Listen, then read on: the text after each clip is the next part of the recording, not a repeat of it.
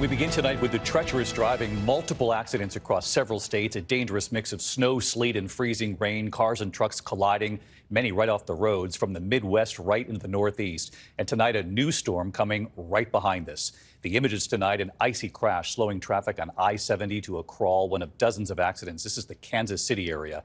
In Painesville, Ohio, a car sliding off the road right up an embankment there. The storm reaching the Northeast, of course, plows clearing the snowy roads. This is Hamden, Connecticut. Many schools across the Northeast were closed for the day.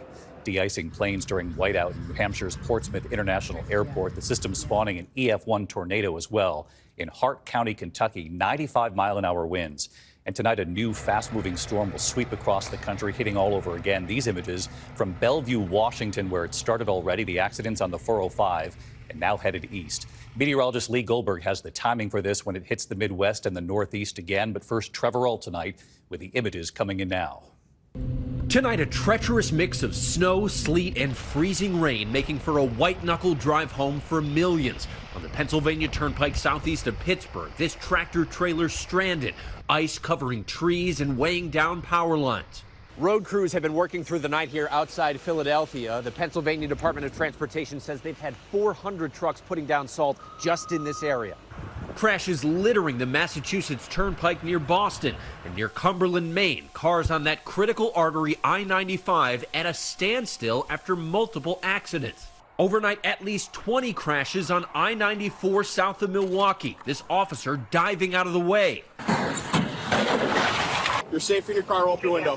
Authorities shutting the interstate for hours. 2 officers hurt. And across the Chicago area, multiple multi-vehicle crashes, cars into trees and fences. Even a fire truck had trouble on the icy roads. Pedestrians struggling to keep their footing. The storm system, a clash of cold Arctic air from the north and record warmth from the south that's spawning powerful thunderstorms.